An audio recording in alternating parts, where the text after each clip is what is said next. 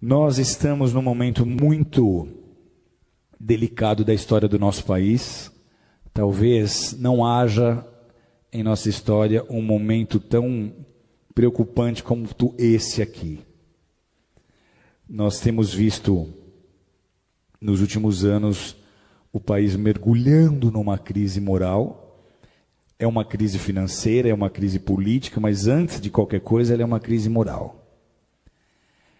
Você que fez o módulo História da Igreja comigo, você já tem mais fundamento e mais discernimento, porque eu te trouxe informações das raízes da maioria dos partidos de esquerda. Eu não consigo entender líderes evangélicos que se dizem marxistas ou socialistas. Por quê?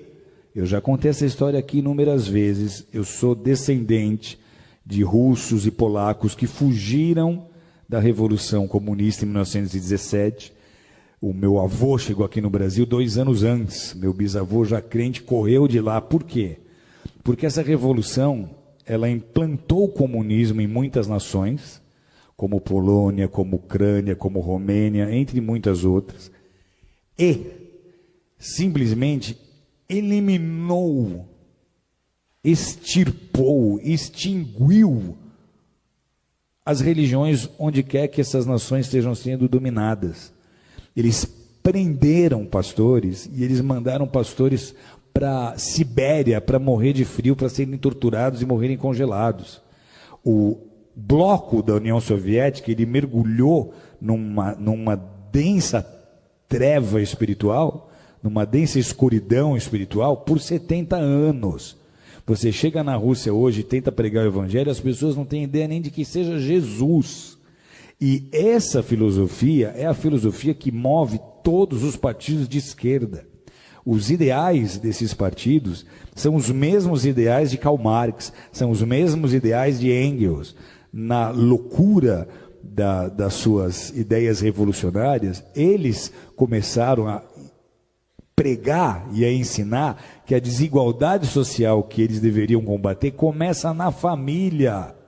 Eles começaram a dizer que antigamente, se você lê a literatura que fundamenta as ideias desses partidos, eles começaram a pregar que a desigualdade social ela começa na família, porque lá atrás, segundo eles, quando nós viemos dos macacos, não havia marido e mulher. Todo homem era de toda mulher era de todo homem, e os filhos não eram de ninguém, os filhos eram de todos, como os animais. E todos dividiam e compartilham tudo aquilo que eles tinham. E aí alguns mais espertos resolveram plantar em maior quantidade, ter um gado em maior quantidade para ter uma maior provisão, e para isso eles precisavam de gente trabalhando, e aí eles começaram a tomar mulheres para eles, gerar filhos para colocar como escravo no trabalho. Então eles dizem, a família é a culpada da desigualdade social, e essa é, queira você acreditar nisso ou não, a raiz que movimenta tantas ideias e tantos projetos de lei que tentam sendo aprovados, tentam se aprovar no Brasil, com a intenção de destruir a família tradicional, de destruir a família modelo judaico-cristã. Esses são os partidos, amados, que estão imputando na educação as cartilhas de gênero sexual, como nós temos vendo, de ideologia de gênero.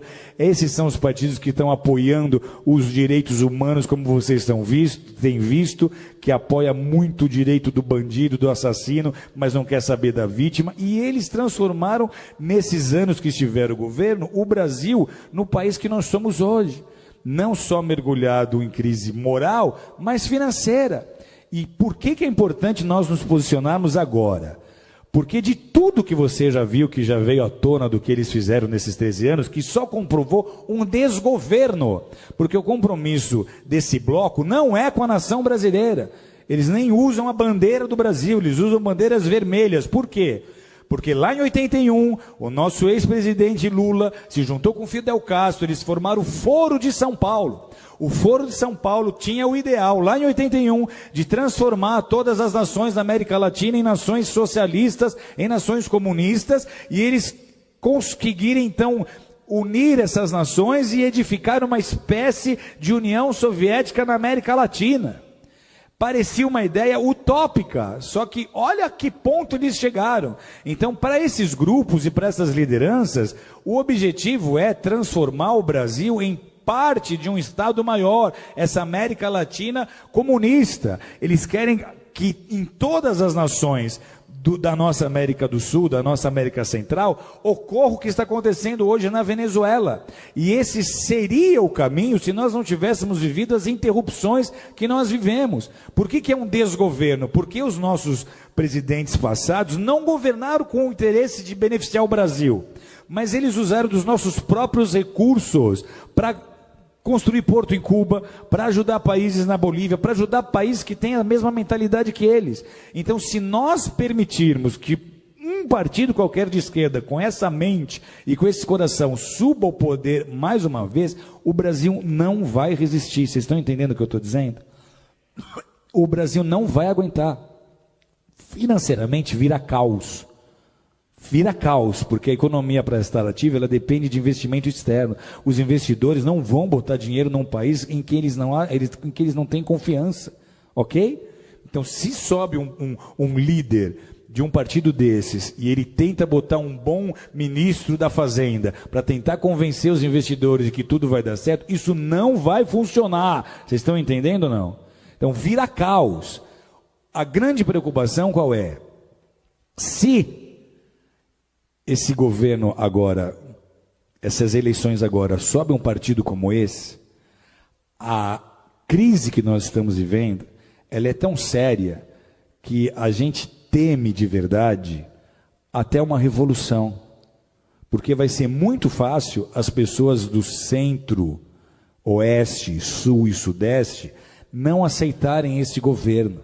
Vai ser muito fácil nós começarmos a ver manifestações políticas sérias. Vai ser muito fácil a população começar a exigir uma intervenção militar. Uma intervenção militar era um assunto nem cogitado em rodas de bar há 2, 3 anos atrás, mas hoje está se tornando um assunto em pauta, porque se nada acontecer, amados, alguém aqui conhece alguém que morou na Venezuela, que veio da Venezuela? A Venezuela, até muito pouco tempo atrás, era um país próspero. Eles têm petróleo. Sabe o que falta hoje na Venezuela? Falta papel higiênico. Sabe o que aconteceu há 4 anos atrás? Eu estou numa sauna, no Vale Nevado, conversando com um venezuelano que tinha ido esquiar. E ele conta, a Venezuela está faltando papel higiênico. Isso há 4, 5 anos atrás. E eu falo, mas como é que começou isso? Ele fala, começou como está acontecendo com o Brasil. Começou trazendo médicos de Cuba. Então, tudo que eles fizeram na Venezuela, eles iam tentar fazer no Brasil.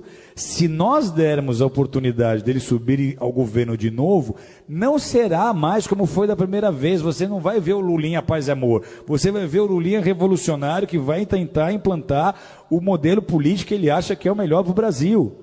Sabe o que acontece com a igreja num cenário como esse? Tem ideia ou não?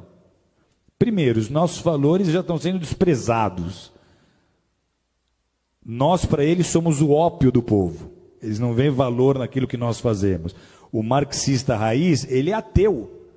O evangelho para ele não significa nada. Ok? Então, para a igreja, esse é o pior cenário possível. Deus está no controle, sempre esteve, sempre estará. Mas a gente transforma uma nação com oração e com consciência na hora de votar.